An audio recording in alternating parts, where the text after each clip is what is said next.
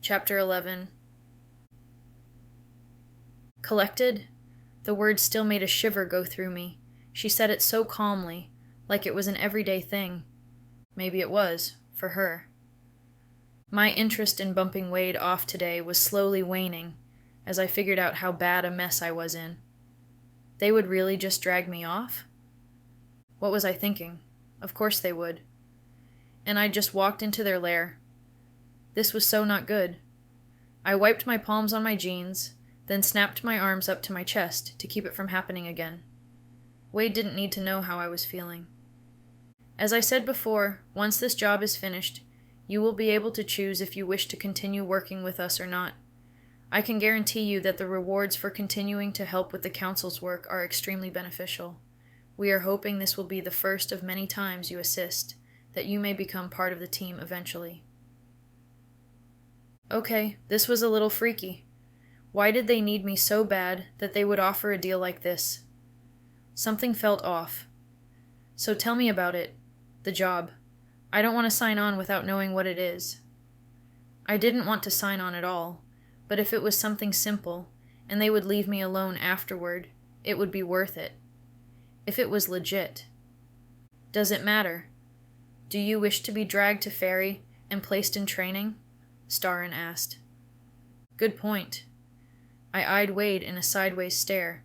I could probably get away from these thugs, but I would have to run for the rest of my life. That could potentially be a very long time, and there would be absolutely no chance of seeing Dan and Nina again, unless it was at their funerals when the Fae took it out on them that I had escaped. But back to that whole why me thing. Didn't they have a whole civilization to choose from? Why would they ask me, someone they didn't know? Might as well find out. Why do you even want me? Your healing ability speaks for itself. It is an uncommon gift, and you know humans, which could be very helpful. The Fae have studied them since the beginning of time, and yet they still surprise us. You grew up among them. Also, the job may require someone that can blend in, and won't be easily recognized by another Fae. If you agree to give the job at least some good consideration, I will give you the basics. I crossed my arms tighter and slouched back in my chair, which was really uncomfortable. What did they do to these things to make a person want to sit straight? I ignored the ache and held my ground. Distrust the Fae or not, it looked like I wasn't going to be given many options. Fine, I agree. That needed clarifying. I agree to consider it. You must also agree to not speak of what I'm about to tell you to anyone other than those of us on this team, including Kuma. That means no humans either, Trish, Wade added. One of Starrin's perfect eyebrows rose. I should think that would go without saying. She grew up with them. She doesn't know any better. Well, that was vaguely insulting. This I had to think about for a second. It wasn't as quick a decision for Faye, agreeing to something, because we can't change our minds whether the circumstances change or not.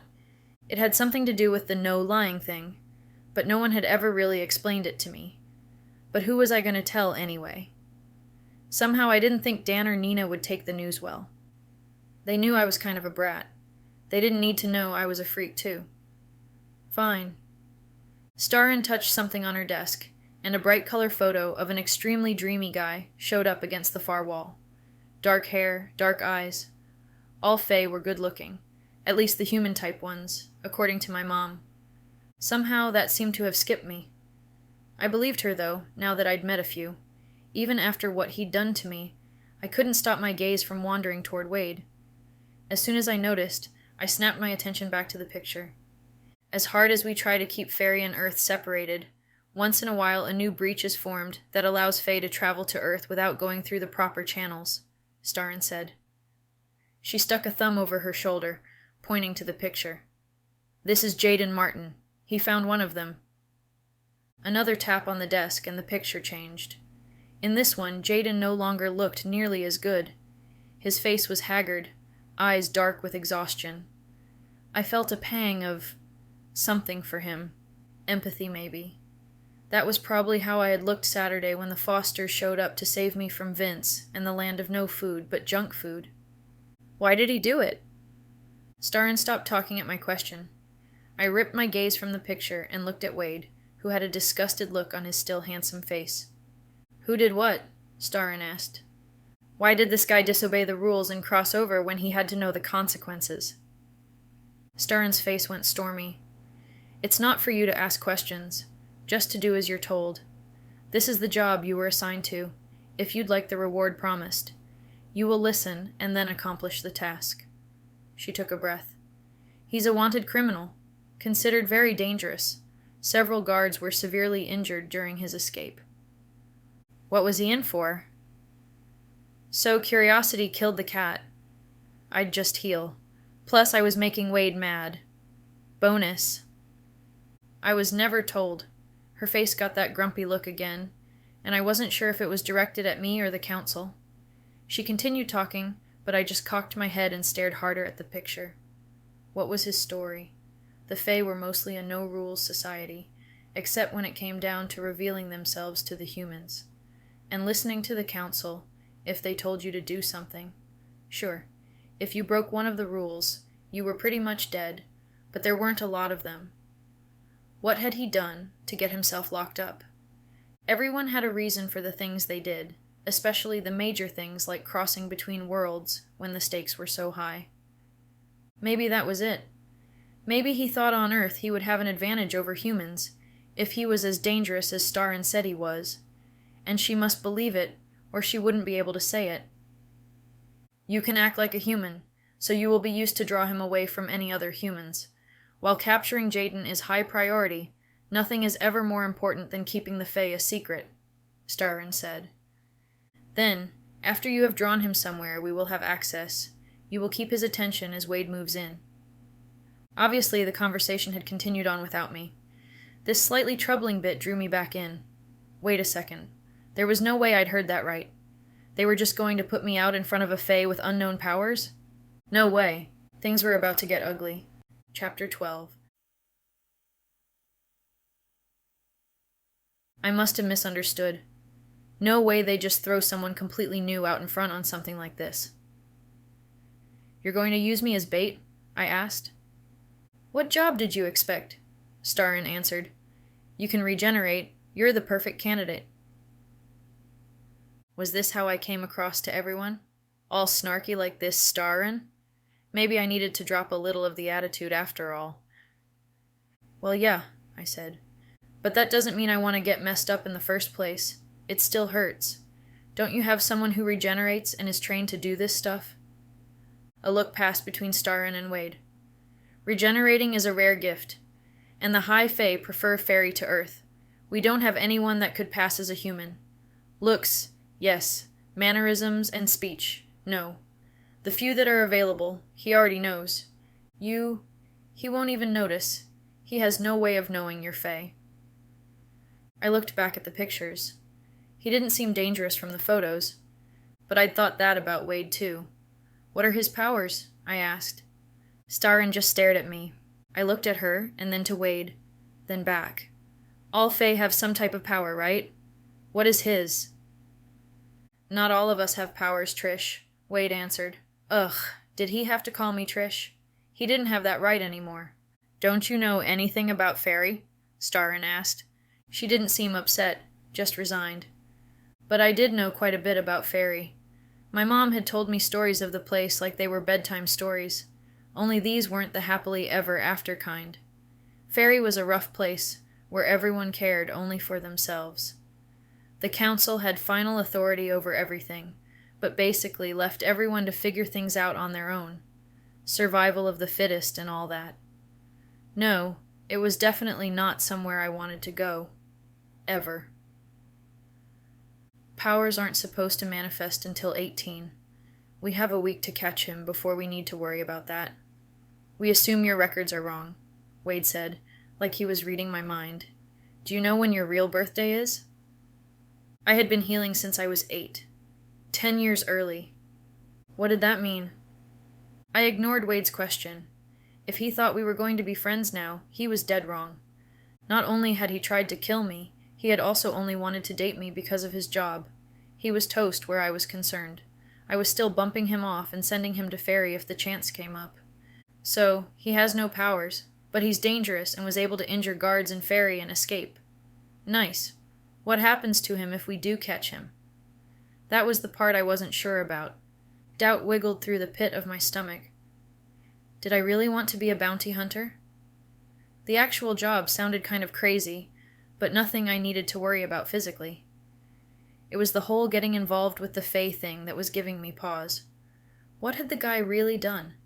It didn't matter in the end. If it was him or me, I was definitely picking me. He will be returned to the facility where he was being held in Ferry, where he can be contained until the council decides what to do with him.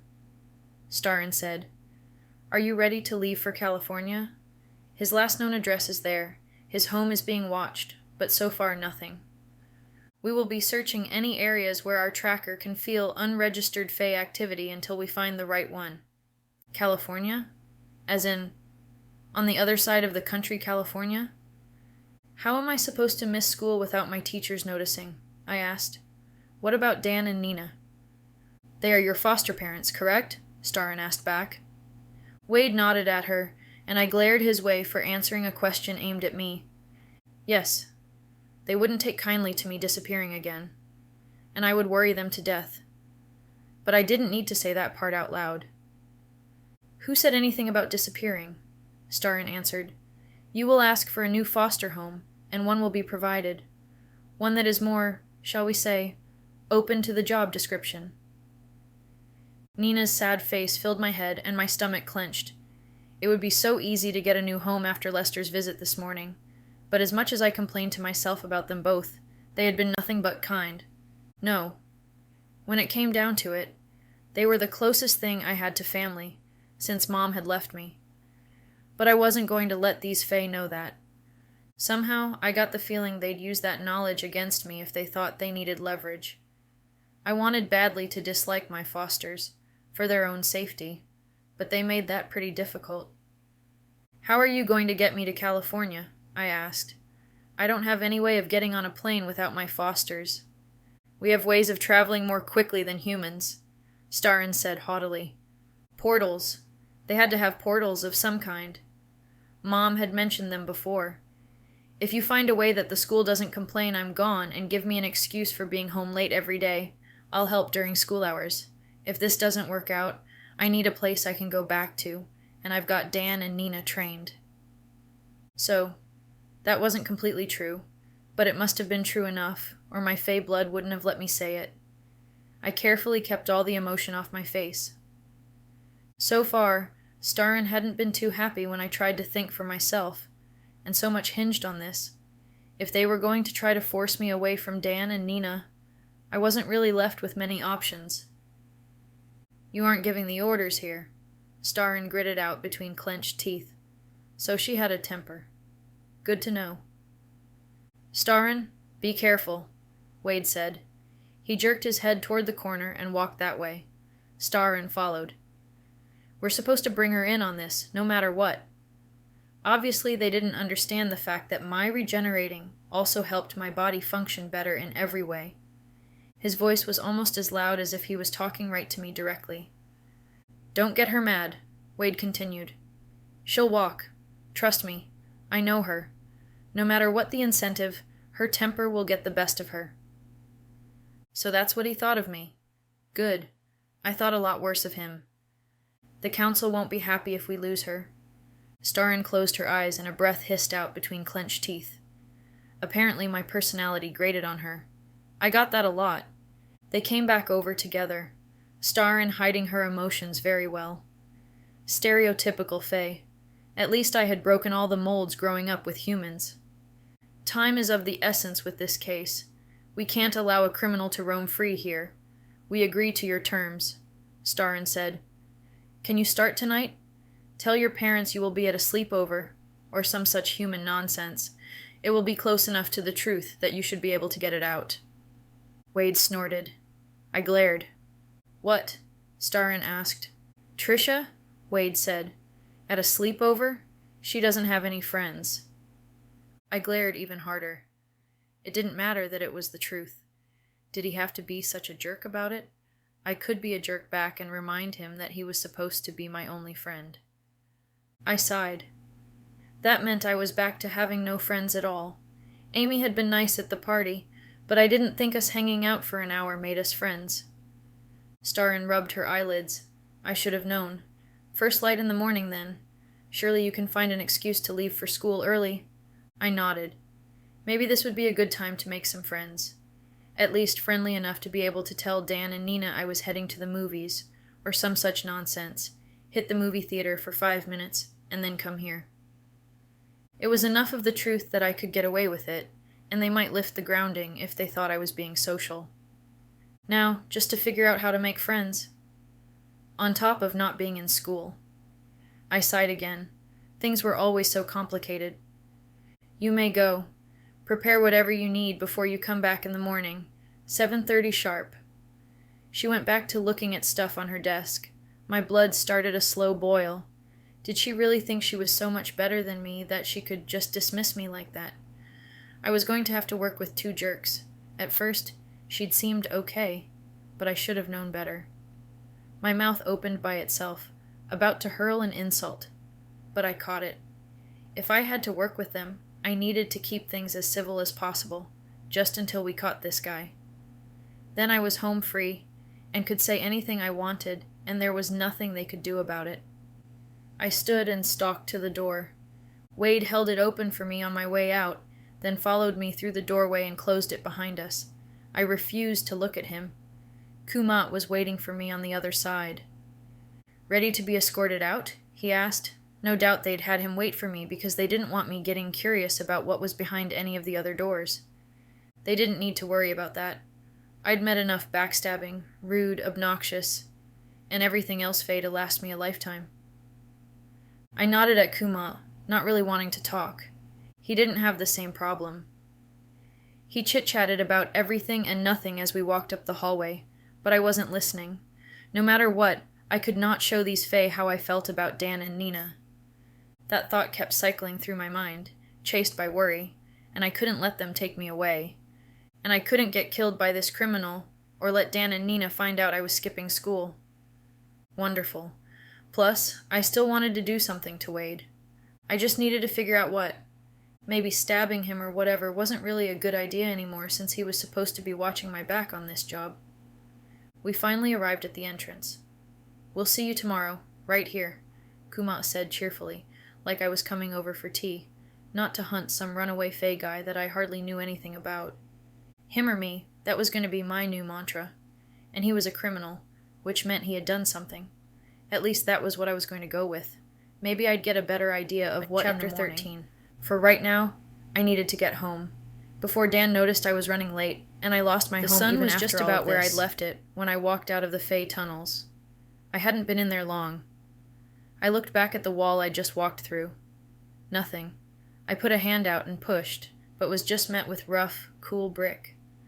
I walked to my bike slowly, trying to sort things out internally.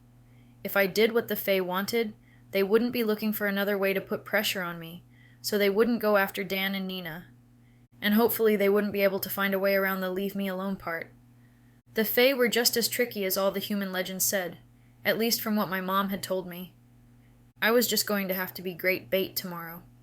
My bike was right where I left it. I jumped on, flipped up the kickstand, and started for home. Once there, I coasted into the driveway, hopped off my bike, then quietly tipped it up against the house before heading in the front door. "Hi, honey," Nina called from her usual spot in the kitchen. She must have heard the door slam behind me. "How was school?" "Fine," I answered, halfway up the stairs. "I'm baking cookies," she said. How had I not smelled that when I walked in? Too distracted. I needed to get that under control, or I might end up dead for real. Mom would have whacked me upside of the head if she were here. They should be done in about 10 minutes, if you want to come do your homework down here. Bribery. It was going to work today. I was starved. I turned around right there on the stairs and headed for the kitchen. I acted like nothing was wrong, threw my book bag on the table, and leaned up on the green and black swirled marble counter. "What kind?" I asked. I probably could have been more polite, but now I couldn't get the smell out of my mind. "Peanut butter. Peanut butter chocolate chip," Nina said. "But they aren't ready yet." I waited until Nina turned to put a tray in the oven and swiped a large hunk of dough from the bowl. She would yell at me if she saw me do it, always worrying about salmonella poisoning or something. How was I supposed to explain to her that I didn't have to worry about that? She started to turn back and I popped the whole wad into my mouth. How was school today? Did anyone bother you about missing Friday? I shook my head, trying to swallow the dough without choking, the amazing peanut butter and chocolate taste filling my mouth. Nina raised an eyebrow, then went back to putting dough on a cookie sheet like nothing had happened. I watched her in silence. When had she become so important to me? It wasn't so long ago that I would have jumped at the deal Starrin had offered today. A foster home that wasn't really a foster home. That could have been awesome. I could do my own thing, not worry about keeping my secret. But somehow, this was so much more awesome. I dropped my head on the counter. Why was life so confusing? You okay? Nina asked over her shoulder. I left my head on the welcoming coolness of the counter and did a strange nod thing. She turned back to start putting ingredients away. I lifted my head, waiting for an opening. There. I swooped in for another chunk of dough. Have you thought about what you'd like to do for your birthday? I almost choked on my wad of dough. What? I got out around a fit of coughing. We didn't do anything last week, with everything that happened. I'd really like to have some type of party. Maybe we could invite your school friends? No, but thanks, I answered. I was never going to want to celebrate my birthday again. I mean, really, what could top my 16th? Lying dead out in the woods somewhere. Or mostly dead. Whatever. I still hadn't sorted that out. She leaned over and put the next cookie tray in the oven, brushed off her hands and leaned on the counter. You sure? It isn't every day you turn 16. Yeah, I'm sure. Nina raised an eyebrow and stared me down for a moment. I almost cracked. This isn't about your mom, is it? No, I answered. I hadn't even thought of that. Okay, it's up to you, honey. She turned around and checked on the first tray of cookies she'd put in the oven. Nina? I asked tentatively after a moment. She might not be my real mom, and she certainly wasn't an awesome fae like my mom was, but she tried. Hard. Yes? She answered, sounding distracted. So many things raced through my mind. I couldn't get all mushy on her. She would know something was up. But what if we weren't able to catch this guy? What if the fae did drag me away? After last week, Nina and Dan would believe the worst. Believe that I just didn't want to be with them. I had to see this through. Never mind, I said. It was better to just not say anything more. Nina chit-chatted while the cookies finished in the oven. I made a show out of trying to get my homework done while I waited, then polished off 6 cookies before Nina made me stop, telling me I'd ruin my supper. As if that was possible. The rest of the night was spent in beautiful routine. Normally it drove me nuts, but today, with the chance of it all going up in flames tomorrow, it felt nice.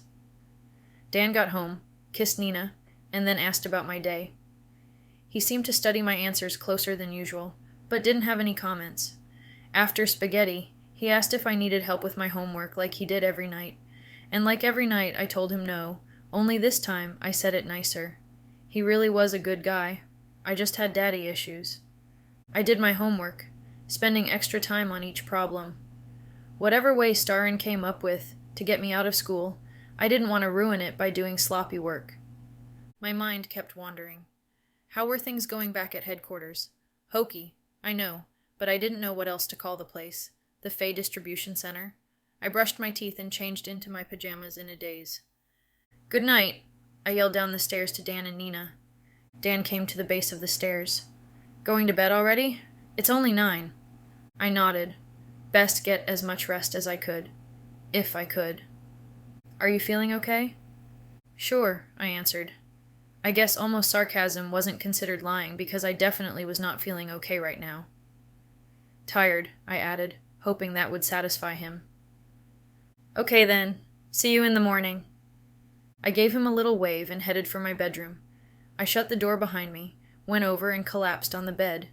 No, I seriously wasn't feeling okay right now. No matter how hard I tried to convince myself it was because of the danger, I knew in my heart it was because there was a chance I was going to be taken from the first family I'd ever been a part of. Chapter 14. Breakfast the next day was quiet. Dan and Nina didn't have much to say, and with my guilty conscience, I couldn't think of a thing. As soon as I could get away without starting Dan's suspicious mind turning, I said my goodbyes and headed out. I took my book bag, checking to make sure the front pocket was still zipped. Not sure what one packed to go on a quest, I'd thrown in some cash and my phone charger. Kumat was waiting for me outside the fake wall. "Good morning, Miss Tricia." First time I'd ever been called that. He took off and I followed him inside, the feeling of passing through the portal not quite as weird this time. "What excuse did Starin give the school so they won't check with Nina about me skipping?" I asked as I followed Kumat down the long white hall. We were probably headed for the same door we went through yesterday, but since I hadn't counted and all the doors looked the same, I couldn't tell for sure. Without answering, Kumat flung one of the doors open, bowed, and gestured for me to go ahead of him. I stepped in, and then nearly jumped back out of the room. "Tricia Penchant, meet your doppelganger." Wade's voice came from somewhere over by the far wall. I'd missed seeing him until he spoke up, so busy staring into my own face that I had no idea who else was in the room. I really needed to work on that. The whole tunnel vision thing. I waved my hand in front of the other me's face. She was even dressed like me. This was so awesome. I was never going to school again. Creepy thought, though. How had they known what I was wearing today? Wade pushed off the back wall where he had been leaning and sauntered toward us. "I will tell Ms. Starin you are here," Kumat said. He left and shut the door. "She isn't perfect. She might not answer questions correctly and won't talk much, but she should get you through the day without anyone knowing you're gone. They'll just think it's one of your space cadet days." He lifted an eyebrow and gave me that grin, the one I used to not be able to resist. Used to. The grin slipped off and he got a puppy dog look on his face, one that I'd never seen before. "Tricia, I growled at him, but didn't have a chance to say anything before the door swung open again. Starin marched in, followed closely by an almost running Kumat. "Are you two quite ready yet?" she asked. "Yep," Wade answered, going back to not talking to me now that other people were here. "I'm not," I said. "How'd you get another me?" Starin barely glanced at me. "Someone else's gift. I told him I wanted another you, and here she is. Her clothes have switched 3 times today. Know anything about that?" I felt my face flush red. I'd been trying to find a good questing outfit, then figured out the temperature in California might be warmer than here, and changed again. I was done asking questions now. "Kumat," Starin said, nodding toward me, number 2. "Take that to Tricia's school. Make sure it gets inside, but don't be seen." Kumat muttered something grumpy under his breath. "What?" Starin asked sharply. Nothing at all. Come along, Doppel." He waited until the second me was through the door, then slammed it behind them. It had to be hard for the poor guy, a dwarf working for the Fae. Lots of species lived in Fairy, not just the Fae, and they didn't usually get along. He probably had a pretty interesting story. At some point long ago in history, he would have been considered Fae too, but the classes had been split by a previous council, and now dwarves were of the lower class. Assuming that some of Mom's bedtime stories were more than stories. So are we just supposed to wander up and down the streets of California looking for this guy? How do you even know that's where he is? I asked once the door was solidly closed. Wade snorted. "No." He nodded toward the far wall. There was a slight kid sitting there, his blonde hair almost covering his eyes, big framed glasses sitting on his nose. Between me, number 2, and Wade, I hadn't even noticed him. His features were much more petite than Wade's, not as masculine. Until now, Wade was the only male Fae I'd ever met, so this was interesting. This kid may not have looked like I would have expected, but he was still really cute. That's where Cray comes in. He must have seen the blank look on my face. He can sense Fae energy. Anything out of the ordinary passed by an area in the last 3 days, and he'll know. He's been out in Cali the last 2 days already, getting a lead for us. Now it's our turn to come in and protect him, just in case Jaden has caught on. I watched the kid for a second. Okay, maybe not kid. He had to be older than me to have his powers if he went by normal Fae rules and didn't cheat like I had somehow. What was his story? What made him so sad and quiet? Maybe his girlfriend had killed him. Just the thought made me send a glare at Wade. He shrugged, looking mystified, like he didn't know what I was miffed about. Ready? Starin asked the kid in the back in a surprisingly gentle tone. Sure, she'd started out like that with me at first, too. It would be interesting to see how she treated him by the end of the day. The kid, Cray, nodded. Starin walked over and grabbed a backpack off her glass desk, then charged for the door. Did she rush everywhere she went? Wade took off right behind her, then me after him. I heard Cray's footsteps following me. Starin turned left out of the door, heading deeper down the long hallway. If we just kept going, how long would it take us to reach Ferry? I squinted, trying to see a change, to guess how long the passage was, but it just stretched on and on. Starin stopped 3 doors down from her office. I made it into the room just in time to see her open another door, step through, and disappear. Poof, just like that, she was gone. Wade didn't even pause, then he was gone too. I waffled for a moment. Mistrust of Starin and Wade aside, this would have been really interesting, but as it was, a little intimidating. I glanced toward Cray, who just looked at me like I was crazy. I took a deep breath and jumped through the portal after Wade, hoping against hope that there wasn't a padded cell on the other side. Chapter 15. Instead of bright sun, like I expected, jumping to Cali and all, here there was just a light glow all around us. Was it still sunrise here? How far behind us were they time-wise? I got my sight back, adjusting to the dimness after the bright white of the hallway. Great. Another woods, as if I needed a reminder to watch Wade. Things looked familiar, the kind of trees anyway. I'd been here before, a long time ago with my mom. Yosemite, or somewhere close. And here I thought we would get to go shopping after we were done taking this guy down. Something crashed into my back. I jumped forward and twisted around in one move. Oh, maybe I should have stepped away from the portal. You okay, Cray? His big glasses were askew on his face, his eyes wide behind the lenses. He pushed his glasses up on his nose and nodded. Were glasses normal for Faye? I had perfect vision, but was that because of the regenerating thing? I brought us in a mile from where you suggested, Cray, Starin said. I didn't want to drop right in on him in case he knows we're coming. There haven't been any signs to indicate something else Faye could be in the area, so it should be him. Can you feel anything? He closed his eyes for a moment, then they flew open and he nodded. Lead the way, Starin said. Cray looked nervous for a second, then moved forward. I followed the team, not really paying attention to Wade or Starin as I studied Cray. Being able to sense Fae energy would really come in handy, especially when you wanted to avoid Fae in general. Not that I didn't like the regenerating thing, but that ability would probably have been more helpful for me. I'd have never gotten involved with Wade in the first place. Never hung out with him, never started to Nope, not going there. The amount of light was growing. We really must have hit here just at sunrise. Trudging through the woods, small sticks and plants breaking underfoot, the smell of the trees. It all brought back memories of the last time I went hiking.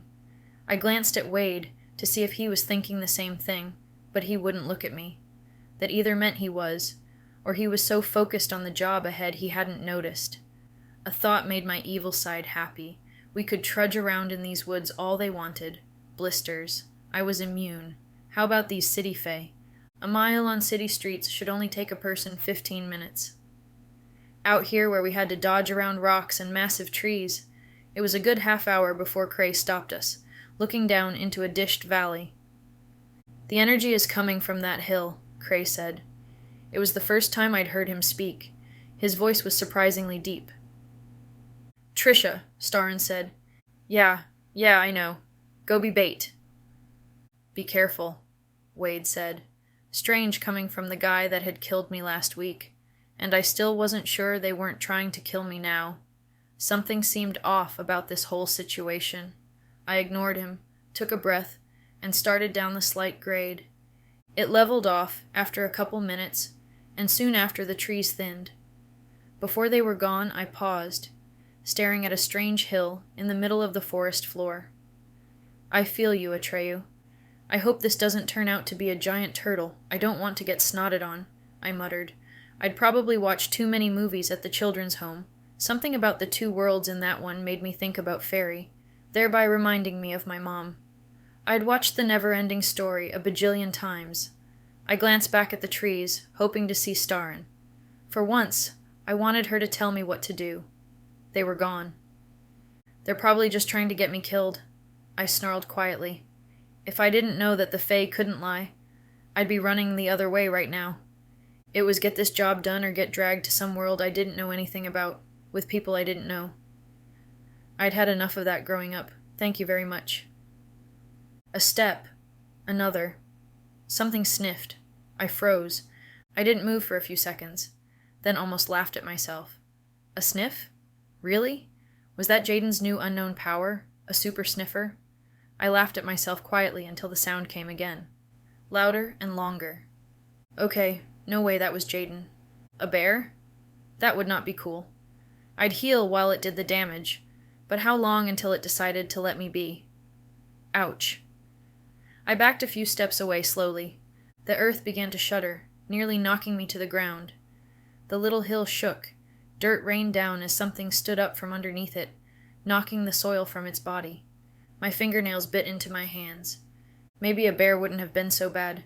This thing was massive, its stony-looking head nearly as tall as the trees. Without warning, whatever it was moved over to a small stand of trees and ripped one out by the roots. It paused to get its bearings, more dirt raining down off its grayish skin.